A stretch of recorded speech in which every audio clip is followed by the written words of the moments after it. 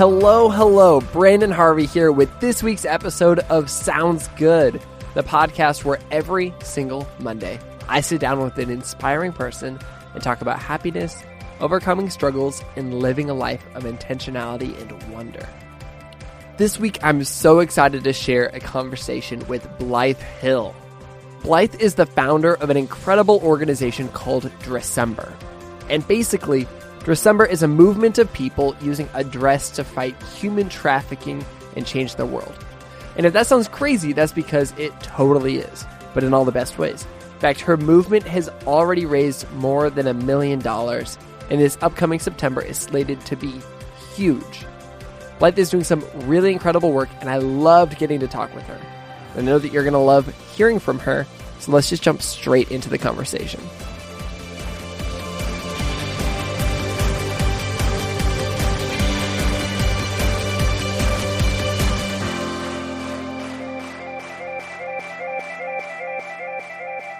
All right, everybody, I am on the line with Blythe Hill. Blythe, welcome to Sounds Good. Hey, thanks, Branden. It's so fun to have you here. Oh, yeah, I'm so excited to be here. Thanks again for asking me. So you and I met, like 2 months ago, a month or two ago in Nashville? Yeah, I think it was back in August, however many months ago that was, at the Story Brand workshop.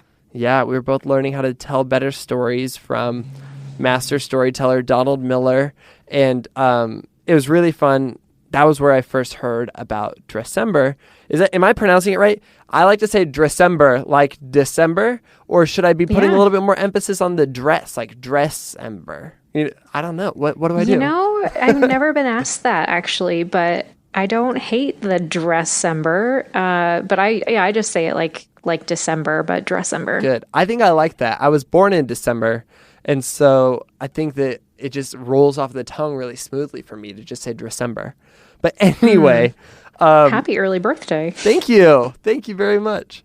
Happy birthday season. It's the best. It's the best month ever. But so that's when I first found out about Dressember. And I know about it in its current form, but I want to just kind of, for people who don't know about Dressember already, let's bring it back a little bit, and I want to know the backstory. Like, how did Dressember first start out? Yeah, it was kind of an accident the way it all started out. Basically, I was in college and feeling kind of stifled by the academic routine and needing a creative outlet, and I came up with the idea of a personal style challenge, and I decided to try wearing a dress every day for a month. And did you have like 31 dresses? Did you have a bunch of dresses, or like was it easy, difficult? I'm embarrassed to admit that I did have plenty of dresses. I don't think I repeated a dress that first year. That's amazing. I'm already someone who loves wearing dresses, so it was a pretty easy, fun challenge for me. But it was never something that I planned on doing every year. It was just going to be a one-time thing. But the next full month was December, so that was the month I decided to do it, and I came up with the name Dressember. And that pretty much sealed the deal because I love wordplay and puns so much. It's so good. So a good name makes me twice as excited about an idea. And it feels good to say. Like, I think everybody should pause the podcast for a second and just say it, because Dressember, it's just fun. I'm sorry. I appreciate that enthusiasm. It is a fun word. So you basically wore a dress every day in December, and wait, where were you living at the time? Because sometimes it's cold in December. Oh, yeah. I always joke with people that I never would have started Dressember if I lived anywhere but Southern California, because that is where I was living and still currently live. So it's pretty mild winter here. We do get pretty cold nights, down into the 30s sometimes. But yeah, the real heroes of Dressember are these women in Canada and Finland and just all over the world wearing dresses in one of the coldest months of the year. That's hilarious. Okay, and so you basically have this whole month where you wear a dress. Did you tell people? Did people take notice? Was it what was it just you? What did that kind of look like? Yeah, so it was just me that first year. And then, like I said, I never planned on doing it again. But the next year, some of my girlfriends brought it up and wanted to do it with me. That's how you So know I it's a did good it again. idea. Other people start bringing it up. Yeah, at that point, I still thought it was like, okay, this is my friends like humoring me. Like they thought this was like a quirky idea and they want to try it with me. They're bored as well. And then the next year, their girlfriends brought it up to them. And those were women that I didn't even know. And that's kind of when I realized, like, oh, this is a good idea. It's not just my friends humoring me. People like this. That's awesome. At that point, it was just kind of like a fashion, fun month thing. And Yeah. and then at what point did it transition into being more than that? Yeah, so that the third year when women I didn't know were joining in, that was when I started realizing, like, okay, maybe there's potential for more here, and started dreaming about adding another layer to it and adding a cause. And so in 2013, that was the year that I aligned with International Justice Mission. That's amazing. And for those who don't know, International Justice Mission is this killer nonprofit that actually you can probably describe it way better than me. Do you want to jump in? Sure. Yeah. So IJM is the world's largest anti-trafficking organization. They're, like you said, they're an awesome nonprofit organization that works internationally to rescue and restore victims of slavery and other forms of violent oppression. And it's really fun, like following them on Twitter, or I think I'm subscribed to their email newsletter, and they'll do these big raids and they'll be like, we rescued 86 girls. We rescued 117 girls from human trafficking. And sometimes that's in the United States. Sometimes that's internationally. But they're doing really cool work. And so let's backtrack really quick. You created Dressember at that point to kind of turn into something that benefits others, something that makes a difference in the lives of people who are being trafficked. But I want to know what kind of built you up into the kind of person who would do that. Like, why did you have a heart for this? And why did you decide, oh, I want to make this something that like gives back, instead of, you could have turned this into a marketing thing. You could have turned this into a way to sell dresses. Like, you could have done any number of things with this, but you decided, we're going to use dresses to fight human trafficking. And so tell me about your life growing up. Were there any like defining or deciding moments that kind of looking back, you're like, oh, this was like a pivot point for where I am now? Yeah, there are. It was interesting because I was asked this question when I first aligned with anti-trafficking as our sort of core issue for Dressember. I would get this question and kind of be like, well, what do you mean? Like, doesn't everybody care about anti-trafficking? Doesn't everybody care about freeing women from exploitation and from slavery? And I think people do, but there is a reason why it's something that I in particular am so fired up about. And it really, for me, stems back to an experience I had when I was a little girl. I was molested as a little girl, and that really stuck with me for many years, kind of the weight of that experience and the shame that comes from abuse, and the blame that you put on yourself in an experience like that. I carried for years and years. And so having now as an adult, thankfully, being on the other side of it and having healed from it and forgiven people involved, I still feel just so fired up about women who are trapped in situations that put the burden of shame and guilt and blame on them, that attack their very worth and value. And so, yeah, it has fired me up ever since I started hearing about this issue. That's incredible. In college. Do you remember having a first moment where you met somebody else who had a similar experience, whether it was that they were molested or trafficked or somewhere in that range of things, and you had a Me Too moment with them?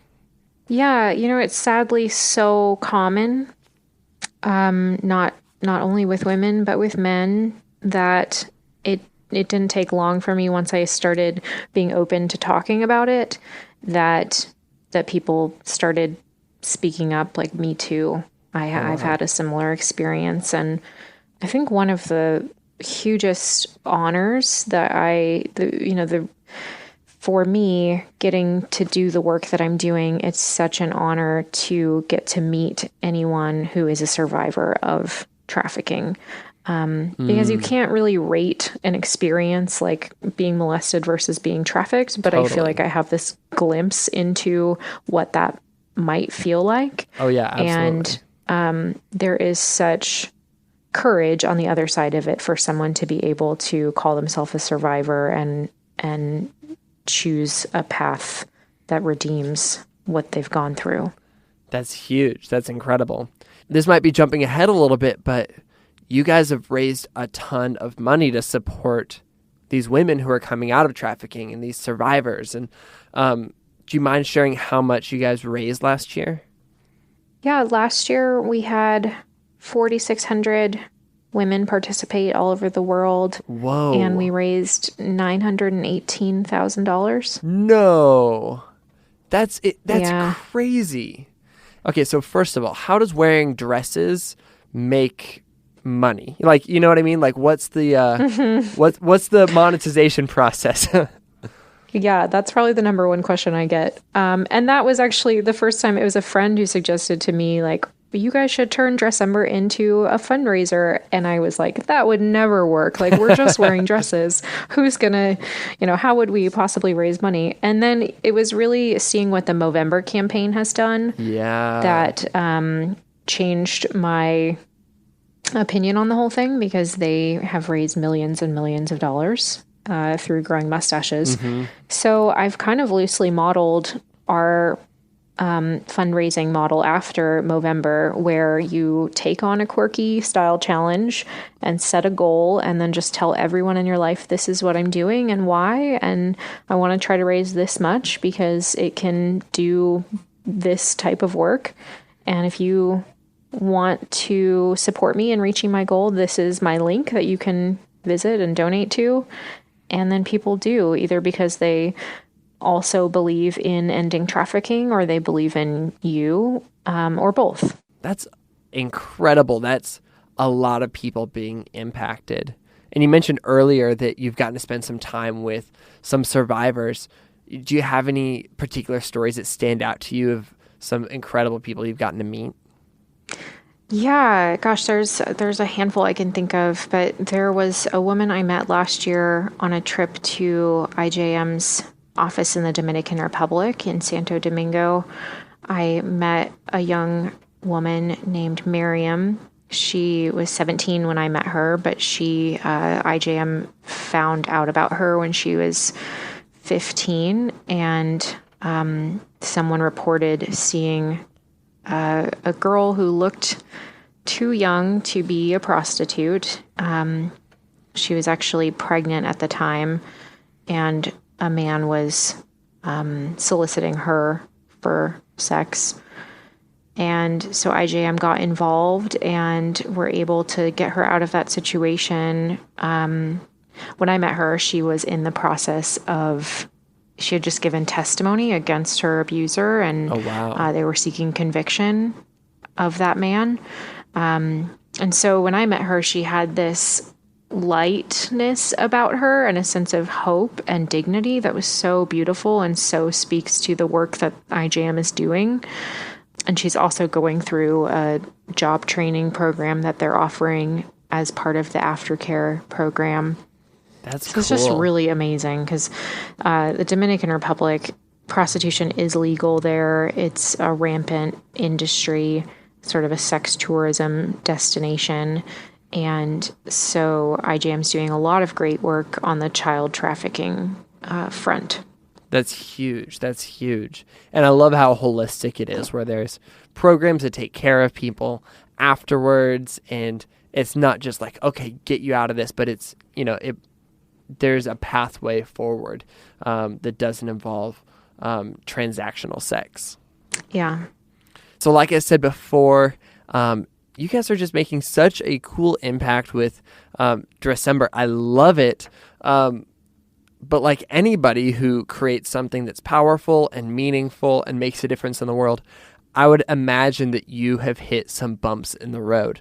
So I would love to kind of hear about that, because I think it's really encouraging when you're starting something to kind of hear, oh, wow, that other thing that's successful and amazing, they didn't always have it easy. And it's really easy to compare somebody else's completed project to, something that you're just starting out on. And so what were things like when you first decided to use this to kind of make a difference, right in those early stages, right after you'd kind of pivoted to be like, oh, more people want to be a part of this? Did you get any criticism? Yeah, that was probably the hardest thing early on, was getting, honestly, I got mostly positive feedback, but there was the occasional critical comment or tweet or email that would come in. They almost, even if you get like one piece of like criticism out of 100 compliments, that piece of criticism still stings. It stings a lot. Yeah, it can be really nagging. Yeah. And so it's been a challenge trying to figure out how and when to respond to criticism, how to clarify our brand messaging in general, so that maybe some of that criticism or the misunderstandings will be eliminated. But yeah, it's an ongoing challenge for me as things continue to come in. You really can't please everyone. And so those thoughts and assumptions do continue to come in. I think it'd be easy when critics reach out with criticisms and things that they don't love, or that they wish would be changed, or things that they think suck, to say, oh, cool, I'm going to spend all my time working to please the haters, to please the critics, and ignore kind of the people who are already passionate about what you're doing. What are you kind of doing to block out the noise so that you're able to focus? I think one of the best things that I've done is have someone else read the emails that come in to the general account. That's good. That's really practical. Yeah, I started doing that a couple years ago with a volunteer, and now I have interns who help with the emails. And I mean, not only with critical emails, but also just we get a ton of the same types of questions that come in. So that just helps my workload overall. Totally. But that's probably one of the more practical things that I've done that has been a huge help. And then I just let whoever is managing the emails know that if there is valid criticism that comes in, that I do want to see it just after the campaign in like February, That's really smart. Yeah, because there's only so much you can do, especially because your thing happens in December. And so it's, if you get criticism in November, it's not going to be able to be implemented into, what's going on next month. And so you might as well just work really hard to implement it into the next year in a really great way instead of a kind of a shoddy way. Yeah. And again, it totally depends on the type of criticism that comes in. If it's valid feedback or just mean, Totally. It makes a difference. And if it is valid, I have someone else read it before me. So my intern or whoever will forward it to someone that can decide if it's worth taking action now or just waiting for me to read later. That's cool. That's really smart. It's November right now. December's coming up. I would imagine there's a lot going on, a lot of planning, a lot of craziness that has to happen. But also, this is something you started. This is something you're passionate about. What are you really excited about for December? Like, what's the thing, maybe it's something specific, maybe it's something big, that you're just so thrilled is going to happen? Gosh, there are several things I'm really excited about. Good. We're having our first ever kickoff event on the first Friday of December here in LA. So that's going to be just an awesome chance to gather some of the local advocates and would-be advocates here in LA and Southern California. That's so exciting. And then it's always just super exciting to me to see how many people we get participating each year. So like I said, we had 4,600 last year. I would love if we had 10,000 That'd be so or cool. more people participate this year. And then there's also a like kind of sub hashtag that we use in addition to like hashtag Dressember. There's one that's hashtag you can do anything in a dress. And that's cool. It is so fun to see what these women do, like shoveling snow from their driveway in a dress, or chopping wood, or changing a car battery, or you name it. It's so like creative and empowering, and that's one of my favorite parts, is just watching what they post. That's really cool. Let's talk for a minute about the fact that this is a dress-focused campaign. There's obviously femininity built into the campaign to some extent. What can you tell me about that? Like, there's something beautiful and powerful about women coming together to fight human trafficking, but I'd love to hear kind of some of your thought process. And it might have been something that occurred to you after the fact, but I'd love to hear your thoughts. Yeah, it's funny the way it's all unfolded, because it has been kind of incidental, that we chose a dress and are centering this movement to rescue exploited women and promote the dignity of all women. And the dress is sort of the symbol of our movement. And I feel like, for me, femininity is such a hot issue right now, and like gender politics, gender roles. There's a lot of tension there, which I'm not afraid of. That is actually really exciting to me, to engage in those conversations. That's cool. I have to be pretty clear with people that like in no way am I saying that a dress is the only way or the best way to be feminine, or that men cannot be feminine, women own femininity, anything like that. Like there are so many ways that femininity expresses itself, and the dress is just one. And it's just it's more of a uniform than anything, that we would put on this uniform of everyday advocacy during the month of Dressember as kind of an act of solidarity.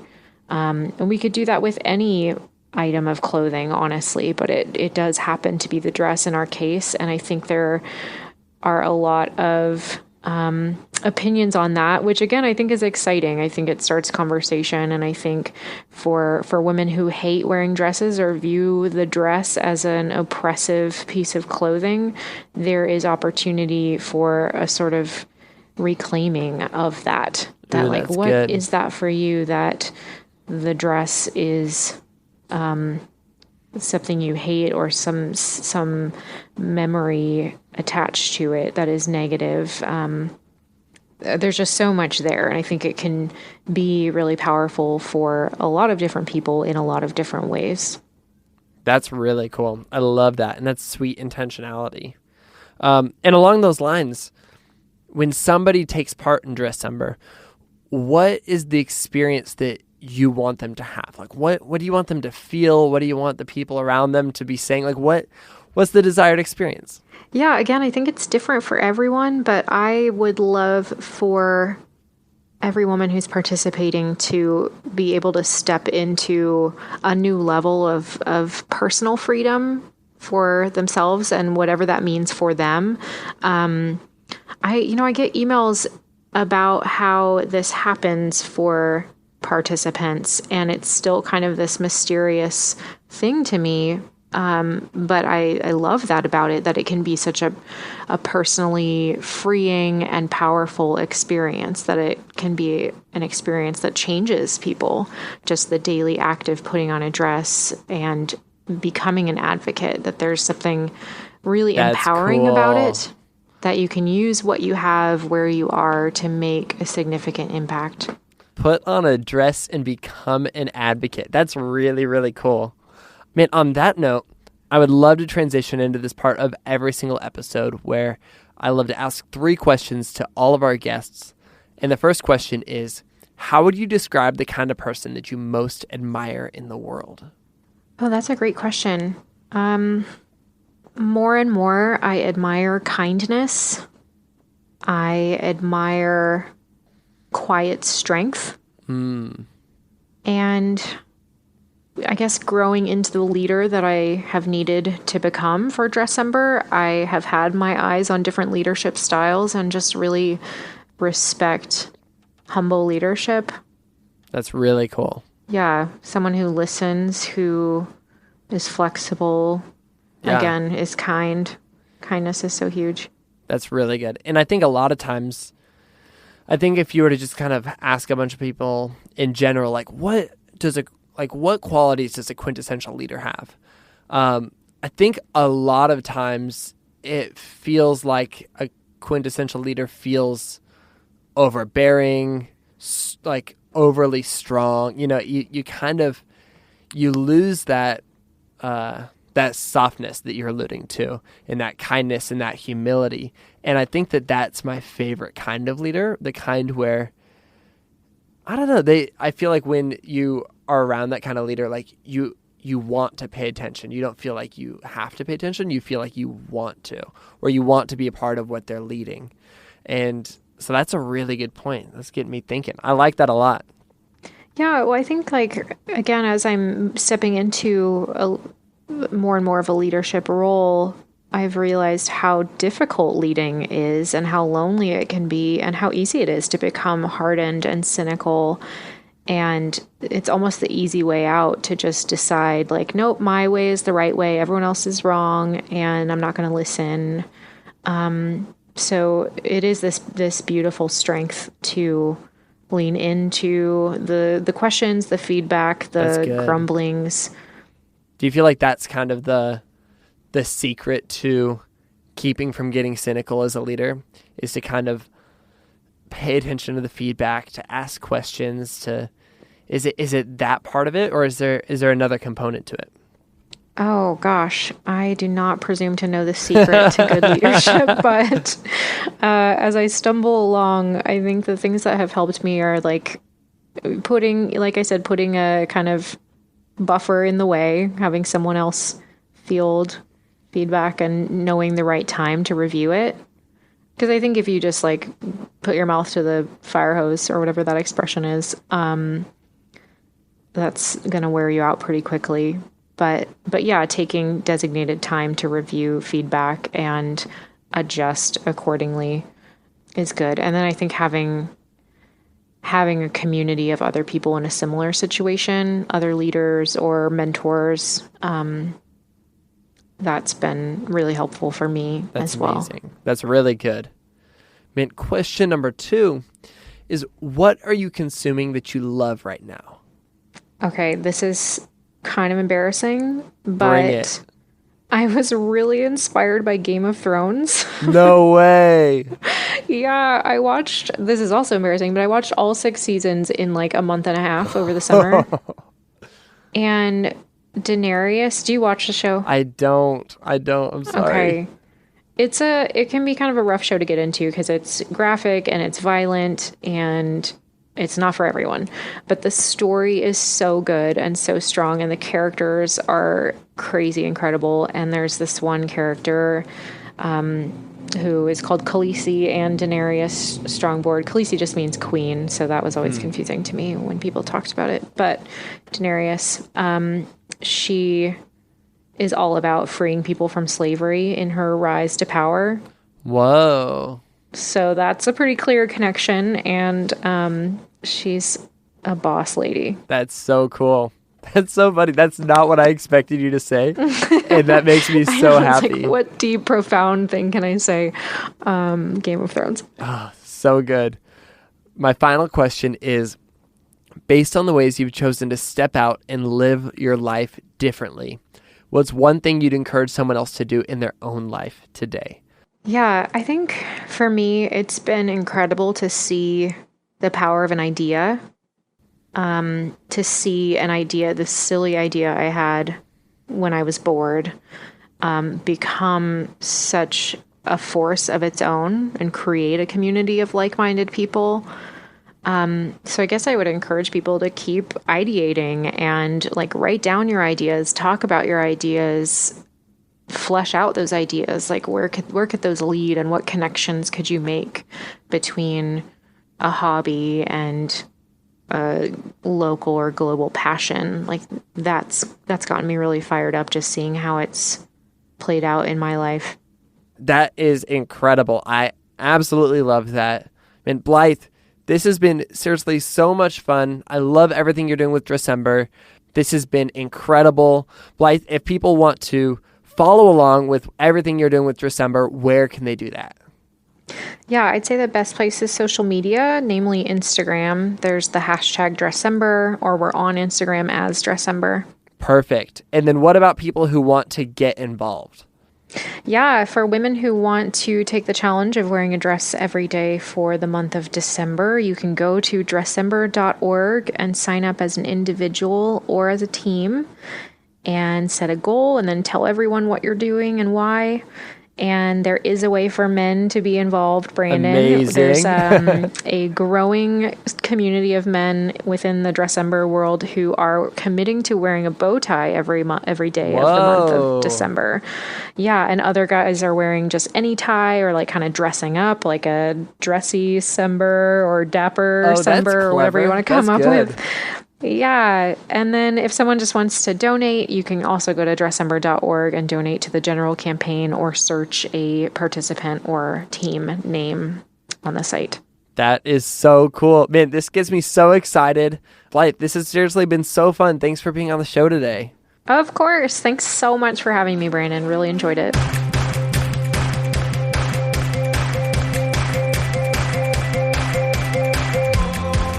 Thank you so much to each and every one of you who tuned into the podcast this week.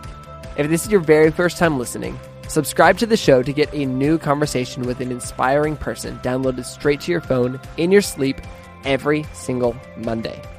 You can connect with me online and get updates about the show on Instagram, Twitter, and Snapchat at Branden Harvey. That's Branden with an E-N.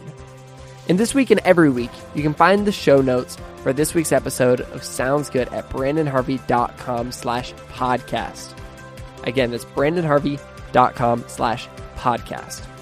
And Sounds Good with Branden Harvey is part of the Gradient Podcast Network. It is created in collaboration between Gradient and I. And with that, that's a wrap for this week's podcast. I'll see you online, and I'll talk to you next week when we get the opportunity to learn from another inspiring person. Sound good?